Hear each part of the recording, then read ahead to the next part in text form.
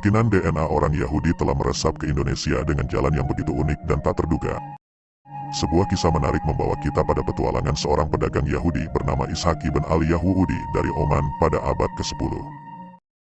Perjalanan Ishaq tidaklah mudah. Melalui catatan Abu Zaid Hasan al-Sirafi, seorang pelancong muslim, kita dapat merasakan ketegangan yang melibatkan pemberontak dinasti Tang, Huangzhou, pada abad ke-7 di pelabuhan Guangzhou, Tiongkok. Pembantaian tersebut tidak hanya menyasar pendukung dinasti Tang, tetapi juga menimpa orang Muslim Arab, Persia, dan bahkan Yahudi.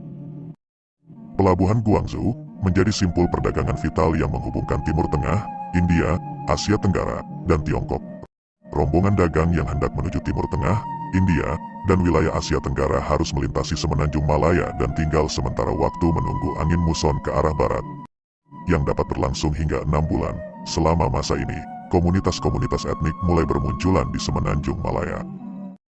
Menurut Leonard C. Epaphras dalam artikelnya, Yahudi Nusantara Realitas Sejarah dan Dinamika Identitas, kehadiran Yahudi di perairan Nusantara mungkin telah berlangsung cukup lama, meskipun bukti sejarah yang konklusif masih sulit ditemukan.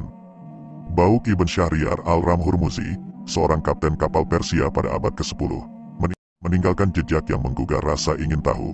Dalam jurnalnya yang berjudul Kitab Ajaib Al-Hind, buku keajaiban Hindia, ia mencatat kisah menarik tentang Ishaq ibn al-Yahudi, seorang pedagang Yahudi dari Oman. Ishaq singgah di Sribuza atau Sriwijaya, yang kini merupakan wilayah Sumatera Selatan. Sayangnya, perjalanan Ishaq tidak berakhir mulus. Menghadapi masalah dengan penguasa tempatan, ia dikenai denda sebesar 20.000 dinar sebelum melanjutkan perjalanannya ke Tiongkok. Keengganannya untuk membayar denda tersebut membuat penguasa tempatan marah dan mengakhiri hidupnya dengan tindakan yang tragis. Bauk mungkin belum secara rinci menggambarkan percampuran antara orang Yahudi dengan penduduk lokal dalam catatannya, tetapi ia berhasil menegaskan adanya interaksi antara komunitas Yahudi dengan Nusantara.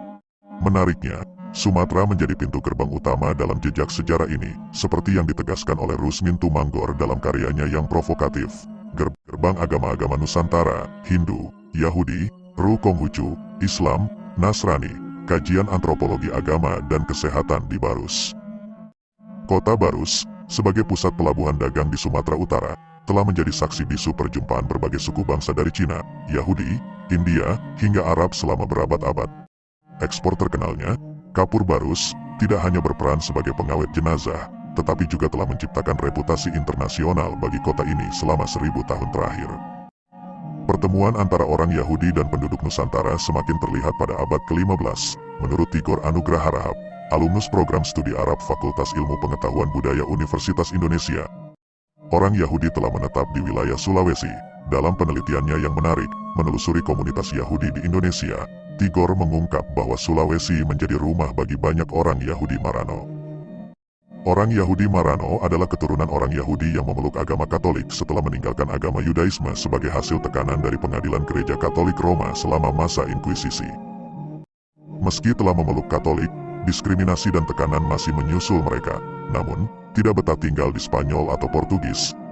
Mereka memilih bergabung dengan para penjelajah samudra yang menuju wilayah Asia Tenggara. Di sini, mereka membangun kehidupan baru dengan menanamkan akar dan membentuk keturunan.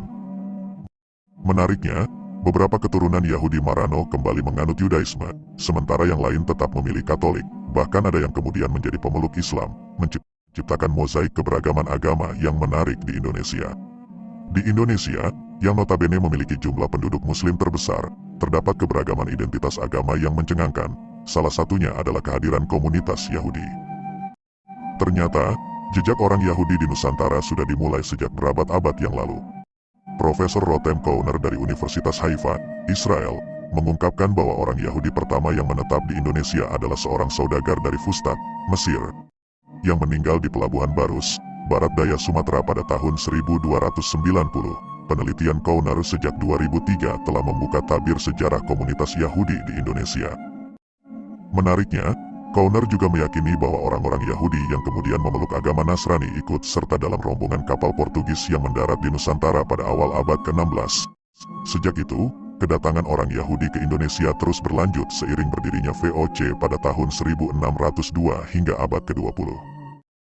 Pada tahun 1921, Israel Cohen, seorang penyandang dana Zionis, melakukan kunjungan ke Jawa dan menyatakan bahwa saat itu terdapat sekitar 2.000 Yahudi yang menetap di Pulau Jawa.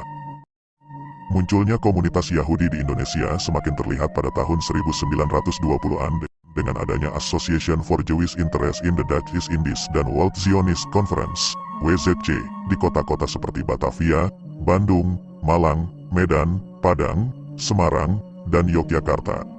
WZC, yang bermarkas di London dan didirikan pada tahun 1920, berperan sebagai organisasi pengumpul dana untuk mendukung gerakan Zionis. Komunitas Yahudi di Indonesia terbagi menjadi 3 kelompok. Pertama, ada orang Yahudi yang memiliki kewarganegaraan Belanda dan berperan dalam berbagai sektor seperti penjaga toko, anggota militer, pendidik, dan dokter atas permintaan pemerintah kolonial. Kelompok kedua adalah Yahudi Baghdadi yang berasal dari negara-negara seperti Irak, Yaman, dan wilayah Timur Tengah lainnya.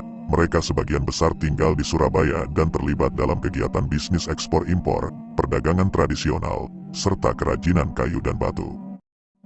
Sementara itu, kelompok ketiga adalah Yahudi pengungsi yang melarikan diri dari kejaran Nazi dan berasal dari negara-negara seperti Jerman, Austria, dan wilayah Eropa Timur lainnya. Masing-masing kelompok ini membawa sejarah dan kekayaan budaya mereka sendiri, memberikan nuansa yang unik dalam mozaik keberagaman Indonesia yang terus berkembang. Sikap antisemitisme atau kebencian mendalam terhadap orang Yahudi seringkali tumbuh dari ketidaktahuan akan sejarah dan identitas mereka. Di Indonesia, fenomena antisemitisme juga menyelinap, dan sayangnya, seringkali identitas orang Yahudi tersalah identifikasi atau dicampur adukan dengan konsep-konsep seperti Zionisme, Yudaisme, Israel, dan Freemason, meskipun sebenarnya kelima hal tersebut memiliki perbedaan yang jelas. Dalam tulisan Martin van Bruynesen berjudul Yahudi sebagai Simbol dalam Wacana Islam Indonesia Masa Kini, diungkapkan bahwa gerakan Zionisme tidak berkaitan dengan agama Yahudi, melainkan lebih berkaitan dengan keberadaan Yahudi sebagai golongan etnis berstatus pariah. Dengan kata lain, seseorang dapat mendukung atau menolak Zionisme tanpa harus memiliki kaitan sebagai Yahudi atau tidak. Yudaisme sendiri adalah agama monoteis yang muncul pada masa Abraham, moyang orang Yahudi, sekitar 4.000 tahun yang lalu. Agama ini menjadi salah satu pembentuk identitas keyahudian. Penting untuk dicatat bahwa seseorang yang tidak memiliki darah Yahudi tetapi memeluk agama ini dapat ditahbiskan sebagai orang Yahudi setelah menjalani serangkaian upacara. Israel, di sisi lain, adalah negara yang muncul di atas fondasi Zionisme. Sedangkan Freemason merupakan organisasi rahasia dengan penekanan lebih pada nilai kemanusiaan universal daripada nilai religius tradisional. Anggota Freemason berasal dari berbagai bangsa dan pemeluk agama, dan seringkali mereka disalahpahami sebagai bagian dari konspirasi untuk menguasai dunia, dengan tokoh di baliknya sering disebut sebagai orang Yahudi. Mengenali perbedaan ini sangat penting untuk menghindari pembentukan stereotip dan teori konspirasi negatif yang berkaitan dengan orang Yahudi di Indonesia.